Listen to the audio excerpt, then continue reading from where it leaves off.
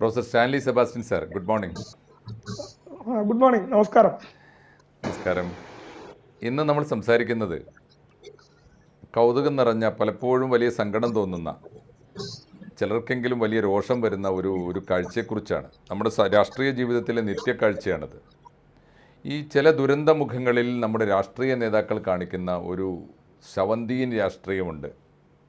മരണപ്പെട്ടവരുടെ സങ്കടങ്ങളിൽ അല്ലെങ്കിൽ ആ കുടുംബത്തിൻ്റെ തീരാത്ത ദുഃഖങ്ങളിൽ, ഈ ദുരന്തം നടക്കുന്ന ഭൂമികയിൽ ഒക്കെ ഈ രാഷ്ട്രീയക്കാർ കാണിക്കുന്ന വല്ലാത്ത ഒരു ആഭാസ നാടകമാണത്. ആ നാടകത്തെക്കുറിച്ച് സാറിൻ്റെ നിരീക്ഷണങ്ങൾ അറിയാൻ സമീപകാലത്തെ കേരളത്തിലെയും കർണാടകയിലെയും ഒക്കെ സംഭവവികാസങ്ങളെ മുൻനിർത്തിയിട്ട് നമുക്ക് അത്തരം വിഷയങ്ങളെക്കുറിച്ച് സാറിൻ്റെ തനതായ ഭാഷയിൽ, ശൈലിയിൽ അല്പനേരം സംസാരിക്കാം. സ്റ്റാലിൻ സാർ, തുടങ്ങിക്കോളൂ. ശവന്തീനി രാഷ്ട്രീയം എന്ന് പറയുന്നത് വളരെ ഇമോഷണൽ ആയിട്ട് കേരളത്തിൽ മാത്രമല്ല, ഇന്ത്യയിലും ഇന്ത്യക്ക് പുറത്തും വിദേശ രാജ്യങ്ങളിലും എല്ലാം ഉള്ള ഒരു പ്രതിഭാസമാണ്. അത് 2014 ശേഷം UPA മാഫിയ അധികാരത്തിൽ നിന്നും പുറത്തായി BJP അധികാരത്തിൽ വന്നു കഴിഞ്ഞപ്പോൾ UPA മാഫിയയാണ് വ്യാപകമായിട്ട് ഇന്ത്യയിൽ ഈ ശവന്തീനി രാഷ്ട്രീയത്തിന് ഒരു മാർക്കറ്റ് ഉണ്ടാക്കിയത്. ഇവിടുത്തെ മുഖ്യധാര പ്രസ്റ്റിറ്റ്യൂട്ട് മാധ്യമങ്ങളും ഇന്ത്യൻ പ്രതിപക്ഷവും കൂടെ ചേർന്നാണ് ശവന്തീനി രാഷ്ട്രീയത്തിന് വേറൊരു മാനം, അതായത് രാജ്യത്തെ പിടിച്ചു കുലുക്കാൻ പറ്റുമെന്ന് കണ്ടത്. അപ്പം അതിൻ്റെ ഇടയ്ക്കാണ് ഇതേ പരിപാടി 2020 എൻലാർജ് ചെയ്ത് അമേരിക്കയിൽ ബ്ലാക്ക് ലൈവ് മാറ്റേഴ്സ് എന്ന് പറഞ്ഞ ഒരു കറുത്ത വർഗ്ഗക്കാരനായ ഒരു ക്രിമിനലിനെ ഓടിച്ചിട്ട് പിടിക്കാൻ ശ്രമിച്ച് കിട്ടാതെ വന്നപ്പോൾ പോലീസ് വെടിവെച്ച് ഒരു കേസുണ്ടായി. പിന്നെ ഒരാളെ കഴുത്തിന് പിടച്ചു കഴിഞ്ഞപ്പം മുട്ട് കഴുത്താൽ അമർത്തി ശ്വാസം കിട്ടുന്നില്ല എന്ന് പറഞ്ഞ 2 ഇവന്റ് ഉണ്ടായി. ഈ രണ്ടും കൊല്ലപ്പെട്ടത് കുറ്റവാളികൾ തന്നെ. പക്ഷെ പോലീസിന് കൊല്ലാമായിരുന്നോ, പറ്റുമായിരുന്നോ, വല്ലാതെ പിടിക്കാമായിരുന്നോ എന്നുള്ള ചോദ്യം ഓർമ്മിക്കട്ടെ. അതിന്റെ പേരിൽ അവിടെ വലിയ കലാപങ്ങളും എല്ലാം ഉണ്ടായിട്ട് അവസാനം ആ ഇലക്ഷനിൽ ട്രംപ് തോക്കാനുള്ള മെയിൻ കാരണം, 2020 ഇലക്ഷനിൽ ട്രംപ് തോക്കാനുള്ള ഒരു മെയിൻ കാരണം ഇതായിരുന്നു. ഇവിടെ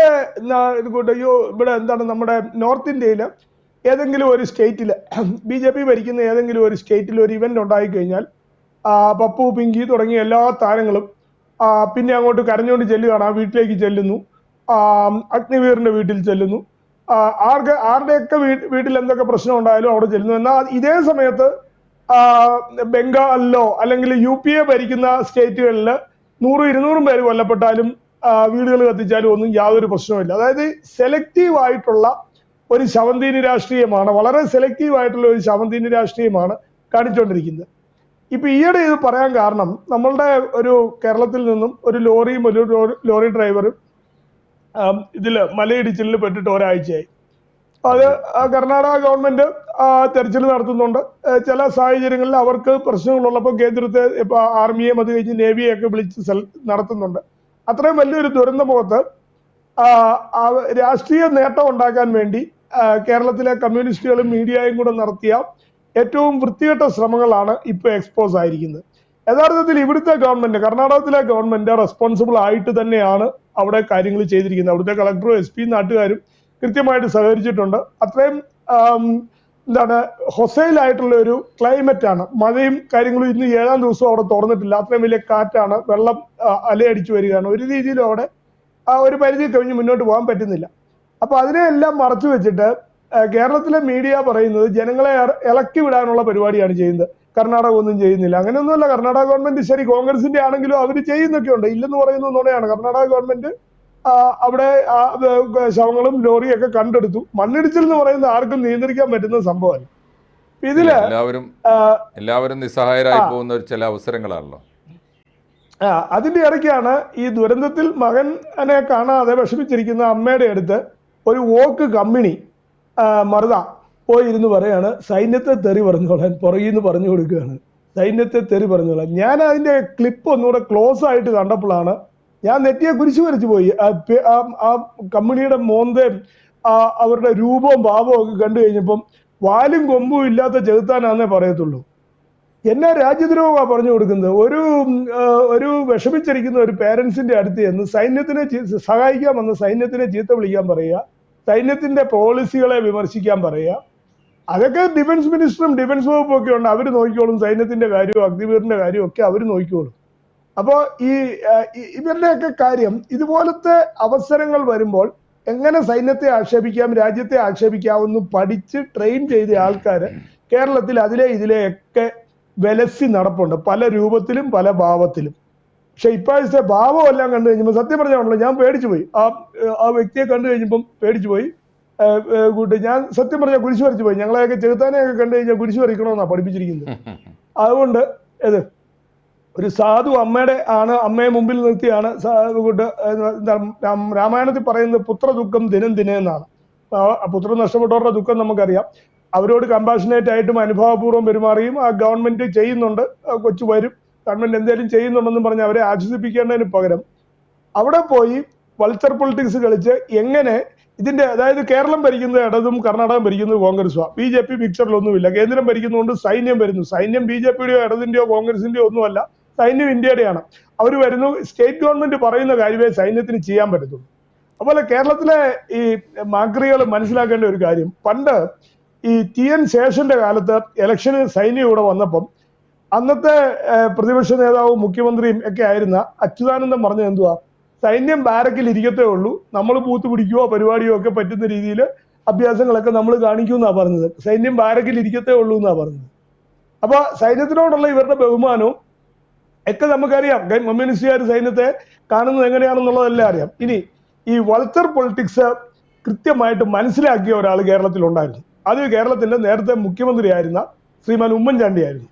ഇപ്പോ ഈ 2015 ISISന്റെ മുന്നേറ്റം വന്നു കഴിഞ്ഞപ്പോൾ കുറച്ച് ഇവരെ നഷ്ടപ്പെട്ടു, നമ്മുടെ നേഴ്സുമാരെ ISISന്റെ അധീന മേഖലയിലായി. അപ്പൊ ഇവിടെ ഇതേ പരിപാടി മാർക്സ് പാർട്ടി നോക്കി, ഉമ്മൻചാണ്ടിയുടെ അടുത്ത് നോക്കി, അത് വെച്ചൊരു ഇഷ്യൂ ഉണ്ടാക്കാൻ നോക്കി. ബുദ്ധിമാനായ ഉമ്മൻചാണ്ടി എന്ത് ചെയ്യുമെന്ന് ചോദിച്ചാൽ, ഉമ്മൻചാണ്ടിക്ക് കൃത്യമായിട്ട് അറിയായിരുന്നു ഈ അവിടുന്ന് ആൾക്കാരെ രക്ഷിക്കാൻ സ്റ്റേറ്റിനും പറ്റത്തില്ല, കേരള സ്റ്റേറ്റിനും പറ്റത്തില്ല, രാജ്യത്തിനേ പറ്റത്തുള്ളൂ. അദ്ദേഹം മിനിറ്റ് വെച്ച് ആ ഫയലും ആ കാര്യങ്ങളും എന്ത് ചെയ്തു, കേന്ദ്രത്തിന് കൈമാറി. സുഷമ സ്വരാജിയെ വിളിച്ച് സഹായം അഭ്യർത്ഥിച്ചു, നരേന്ദ്രമോദിയെ വിളിച്ച് സഹായം അഭ്യർത്ഥിച്ചു. അവര് വളരെ കൃത്യമായിട്ട് ഇന്ത്യയുടെ യുദ്ധക്കപ്പല് ഇറാഖിന്റെ അടുത്തേക്ക് നീക്കുകയും വ്യോമസേനയെ, അതായത് നാവികസേന കടലിൽ കൂടെ വ്യോമസേന കിർബിലും എത്തി നെഗോഷിയേറ്റ് ചെയ്യേണ്ടവരോട് നെഗോഷിയേറ്റ് ചെയ്തു. രായ്ക്ക് രാമാനം കൊടുക്കേണ്ട പൈസയും കൊടുത്ത് കൃത്യമായിട്ട് നഴ്സുമാരെ ISISന്റെ കയ്യിൽ നിന്ന് രക്ഷപ്പെടുത്തി ഇവിടെ കൊണ്ടുവരികയും ചെയ്തു. ഇവിടെ വെച്ച് ഉരുട്ടിക്കൊണ്ടിരുന്നില്ല.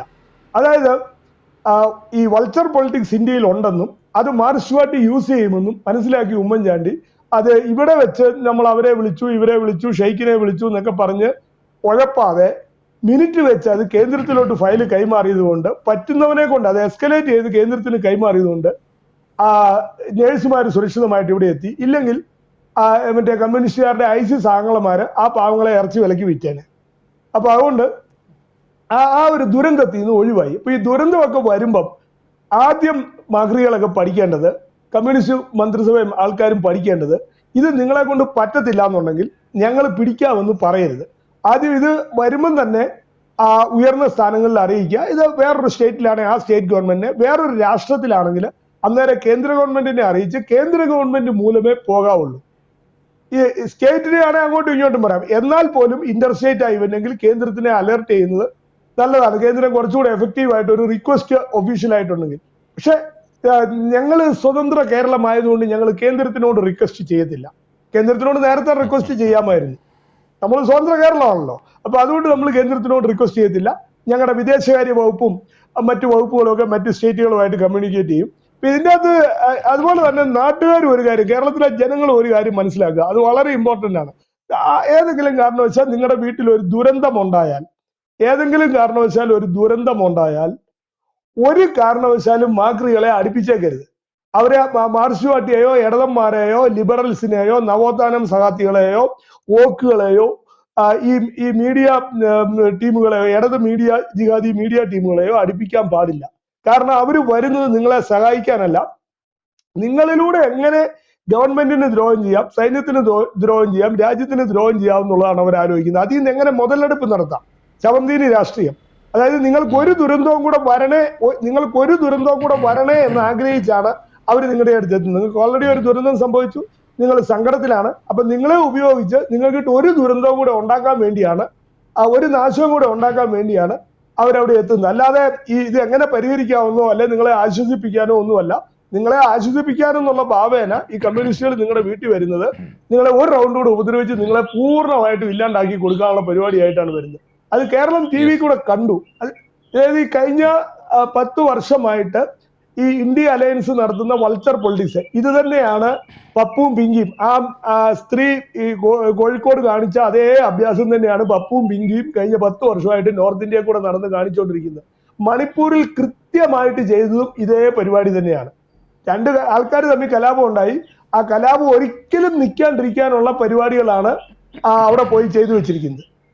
മറ്റോ നിന്നെ അടിക്കും, നീ ആയുധം എടുത്ത് നിന്നോ, ഇവൻ നിന്നെ അടിക്കാൻ ചാൻസ് ഉണ്ട്, നീയും ആയുധം എടുത്ത് നിന്നോ, നിങ്ങൾ അങ്ങോട്ടും ഇങ്ങോട്ടും തല്ലിക്കോ, ബാക്കി കാര്യങ്ങൾ ഞങ്ങൾ ഏറ്റിരിക്കുന്നു.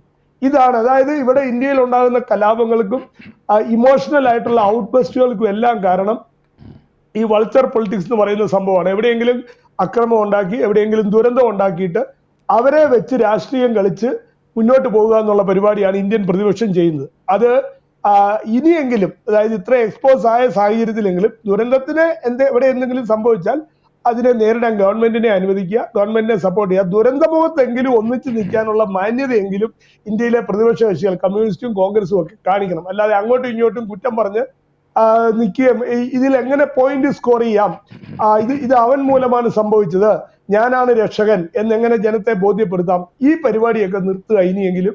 കാരണം ഇതിനകത്ത് ഇത്രേ ഉള്ളൂ, അത് ഉമ്മൻചാണ്ടിയുടെ ആ ഒരു മാതൃക അത്രയും ജീവൻ രക്ഷിച്ചു. കാരണം അദ്ദേഹം അതിന്റെ ക്രെഡിറ്റ് എടുക്കാൻ ശ്രമിച്ചില്ല. ഈ നഴ്സുമാരെ ഇവിടെ കൊണ്ടുവന്നതിന്റെ ക്രെഡിറ്റ് സുഷമ സ്വരാജിനും കേന്ദ്ര ഗവൺമെന്റിനും കൊടുക്കാനുള്ള സന്മനസ് ഉമ്മൻചാണ്ടി കാണിച്ചു. അത് കേരളത്തിലെ ഭരണാധികാരി അതുപോലെ തന്നെ ട്രെയിനെ ടിക്കറ്റ് എടുക്കാതെ ഒരുത്തൻ യാത്രക്കാരുമായിട്ട് ഉടക്കുണ്ടാക്കി, യാത്രക്കാരെ തല്ലി, യാത്രക്കാർ തിരിച്ചു തല്ലിയപ്പം ചത്തുപോയി. അവന് കൊടുക്കാൻ വേണ്ടി 10 ലക്ഷമായി പോയവന്മാരാണ് ഇവന്മാര്, കേരളത്തിലെ ഭരണക്കാര്, മുഖ്യമന്ത്രി അടക്കം.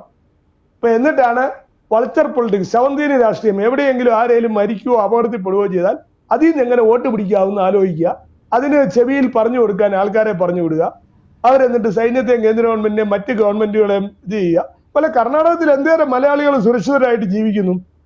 അപ്പൊ അവർക്കൊക്കെ അപകടം വരുത്തുന്ന രീതിയിലാണ് കേരളത്തിലെ മീഡിയ പ്രചരണം നടത്തുന്നത്, ജനങ്ങളെ ഇറക്കി വിടുന്നത്. അപ്പൊ അങ്ങനെയൊന്നുമല്ല, ഇത് സ്റ്റേറ്റുകൾ തമ്മിലുള്ള തർക്കമൊന്നുമല്ല, സ്റ്റേറ്റുകൾ തമ്മിൽ തർക്കിക്കേണ്ട ആവശ്യമില്ല. ഇതേ സംബന്ധിച്ച് ജനങ്ങൾ ബോധവാന്മാരാകുക. കമ്മ്യൂണിസ്റ്റുകൾ പറയുന്നത് കേട്ടോ, അല്ലെങ്കിൽ കേരളത്തിലെ കോൺഗ്രസ് പറയുന്നത് കേട്ടോ ജനങ്ങൾ ആരും റോഡിൽ ഇറങ്ങേണ്ടതോ പ്രതിഷേധിക്കേണ്ടതോ ആയ കാര്യങ്ങളില്ല. രണ്ട് ഗവൺമെന്റ് നിയമം അനുസരിച്ച്, ഇന്ത്യൻ നിയമം അനുസരിച്ച് പ്രവർത്തിക്കുന്നതാണ് കർണാടക ഗവൺമെന്റ്. അതുകൊണ്ട് ഈ കാര്യത്തില് കർണാടക ഗവൺമെന്റിനെ സപ്പോർട്ട് ചെയ്യുന്നു. ഗവൺമെന്റിന്റെ രാഷ്ട്രീയം ഏതും ആയിക്കോട്ടെ, അവര് ചെയ്യേണ്ട കാര്യങ്ങൾ അവരിവിടെ ചെയ്യുന്നുണ്ട്. ഇതാണ് അതിന്റെ കാര്യം. അതുകൊണ്ട് വൾച്ചർ പൊളിറ്റിക്സ് കൃത്യമായിട്ട് നിർത്തുക. ജനങ്ങൾ ഒരു കാരണവശാലും ഈ ശവന്തീനി രാഷ്ട്രീയവുമായിട്ട് വീട്ടിലേക്ക് കയറി വരുന്നവരെ, ദുരന്തത്തിൽ പെടുന്നവരും അവരുടെ ബന്ധുക്കളും അവോയ്ഡ് ചെയ്യുക, അവരെ ഒരു കാരണവശാലും അടുപ്പിക്കാണ്ടിരിക്കുക. ഇതാണ് ഇതിനെ സംബന്ധിച്ച് പറയാനുള്ളത്. അതുപോലെ മീഡിയക്കാരും ഇക്കാര്യത്തിൽ റെസ്ട്രെയിന്റ് ആകുക. ഒരു വ്യൂവർഷിപ്പ് കൂട്ടാൻ വേണ്ടി കള്ള വാർത്തകൾ അടിച്ചുവിടുക, അതുപോലെ മരിച്ചു ദുഃഖിച്ചിരിക്കുന്നവരെ ഞെക്കി പിടിച്ച് ഇന്റർവ്യൂ എടുക്കുക, അങ്ങനെയുള്ള പരിപാടികളെല്ലാം മീഡിയയിൽ നിർത്തുക. റിപ്പോർട്ടിങ്ങിന് ചില അതിർവരമ്പുകൾ കേരളത്തിലെ മെയിൻ സ്ട്രീം മീഡിയ അനുവർത്തിക്കേണ്ടതുണ്ട്. എല്ലാ മാന്യതകളും ലംഘിച്ചുകൊണ്ടാണ് ദുരന്തം സംഭവിക്കുന്നവരുടെ അടുത്ത ബന്ധുക്കളെ ഇവര് ചോദ്യം ചെയ്യലിന് വിധേയമാക്കുന്നത്. അതായത് CBI-യും NIA-യും ഒക്കെ ചോദ്യം ചെയ്യുന്ന രീതിയിലാണ് ഈ ദുരന്തത്തിൽ പെടുന്നവരുടെ റിലേറ്റീവ്സിനെ മീഡിയ ചോദ്യം ചെയ്യുന്നത്. അത് വലിയ തെറ്റാണ്. അപ്പൊ ഇതേ സംബന്ധിച്ച് ഒരു സ്വയം പ്രഖ്യാപിത നിയന്ത്രണങ്ങൾ മീഡിയയും രാഷ്ട്രീയക്കാരും ദുരന്തമുഖത്ത് കാണിക്കേണ്ടത് ഒരു സംസ്കാരത്തോടെ പെരുമാറുന്നവര് ആഗ്രഹിക്കുന്നു. അത് ചെയ്യുമെന്ന് പ്രതീക്ഷിക്കുകയും ചെയ്യുന്നു. അതുകൊണ്ട് ഈ ദുരന്തത്തിൽ സാർ ക്ലിയർ ആണ് സാർ പറഞ്ഞു വന്നത്. പക്ഷേ ജനാധിപത്യത്തിലെ ഒരു സാമാന്യമായ തുടർന്ന് വരുന്ന ഒരു രീതിയുണ്ട്. അതായത് ഭരണകക്ഷിയുടെ ഏത് നടപടികളെയും തുടർച്ചയായി വിമർശിച്ചുകൊണ്ടിരിക്കുക എന്നതൊരു പ്രതിപക്ഷ ധർമ്മമായി ധരിച്ചു വെച്ചിട്ടുണ്ട് ആളുകൾ. പക്ഷേ സാറ് പറയുന്നത് ആ പ്രതിപക്ഷ ധർമ്മം ദുരന്തമുഖത്തെങ്കിലും കുറച്ച് നൈതികത വേണം, അല്ലെങ്കിൽ എത്തിക്കലാവണം, മനുഷ്യത്വത്തോടെ കാരുണ്യത്തോടെ വേണം ദുരന്തമുഖങ്ങളിൽ പ്രതിപക്ഷം പോലും അതിൻ്റെ ധർമ്മം നിർവഹിക്കാൻ എന്നല്ലേ സാറ് പറഞ്ഞു വരുന്നത്? തീർച്ചയായിട്ടും നമ്മൾ ഏത് സിനിമയിലാണ് കൂടെ മാമുക്കോയും ജയറാമും എല്ലാം കൂടെ ഒരു ശവം പിടിച്ചെടുക്കാൻ പോകുന്നത്? സന്ദേശത്തിലാണെന്ന് തോന്നുന്നു.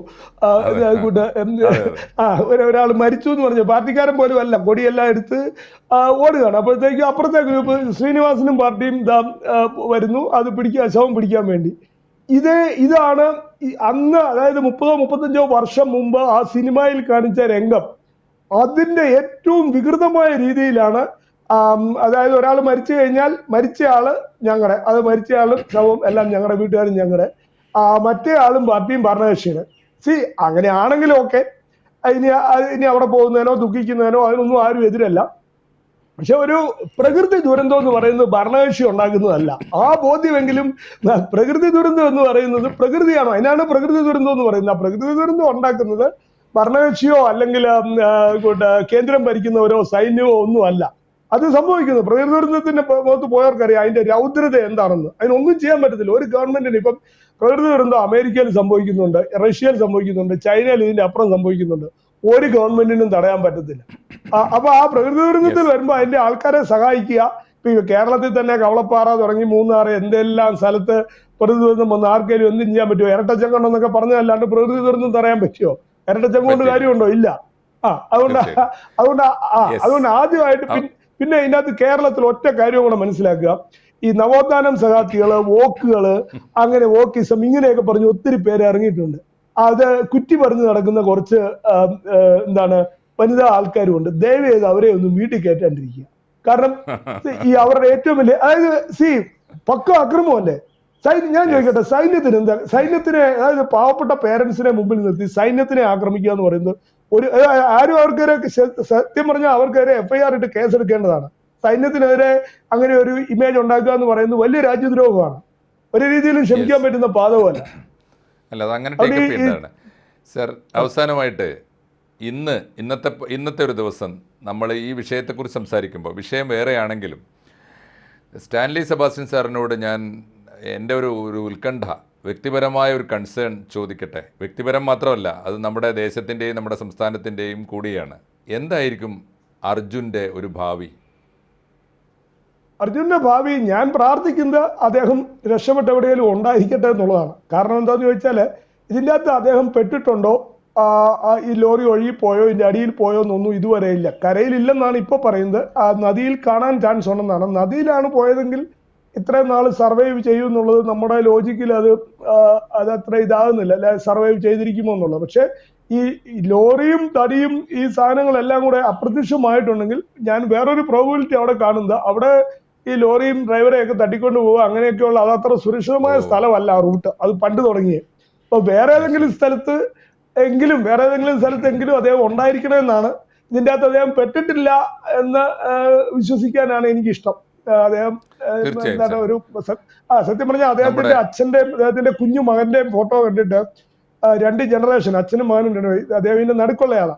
അപ്പൊ അദ്ദേഹത്തിന്റെ മാതാപിതാക്കന്മാർ ജീവിച്ചിരിപ്പുണ്ട്, ഭാര്യയും മക്കളും ജീവിച്ചിരിപ്പുണ്ട്, സഹോദരന്മാരുണ്ട്. അപ്പൊ അവർക്കൊക്കെ ഒരു ആശ്വാസം വരട്ടെ എന്നുള്ളതാണ് നമ്മൾ ആഗ്രഹിക്കുന്നത്. അല്ലാണ്ട് ഒരു കാരണവശാലും എവിടെയെങ്കിലും അദ്ദേഹം ഉണ്ടാവട്ടെ എന്നാണ് ആശംസിക്കുന്നത്. തീർച്ചയായിട്ടും. ദുരന്തങ്ങളിൽ പെട്ടുപോകുന്ന ഓരോ മനുഷ്യനും ഇന്നല്ലെങ്കിൽ നാളെ നമ്മളുമാകാം. അതുകൊണ്ട് നമ്മുടെ സഹോദരൻ അർജുൻ ഉയിരോടെ തിരിച്ചു വരുന്നത് കാണാൻ യോഗമുണ്ടാകട്ടെ എന്ന പ്രാർത്ഥനയോടുകൂടി സ്റ്റാൻലി സെബാസ്റ്റ്യൻ സാറിന് നന്ദി പറഞ്ഞുകൊണ്ട് ഈ എപ്പിസോഡ് ഇവിടെ അവസാനിക്കുന്നു. ഓക്കെ സർ, നമസ്കാരം. കൂടുതൽ വാർത്തകളും വിശേഷങ്ങളും നിങ്ങളിലേക്ക് എത്താൻ ABC മലയാളം സബ്സ്ക്രൈബ് ചെയ്യുക, ബെൽ ബട്ടണും അമർത്തുക.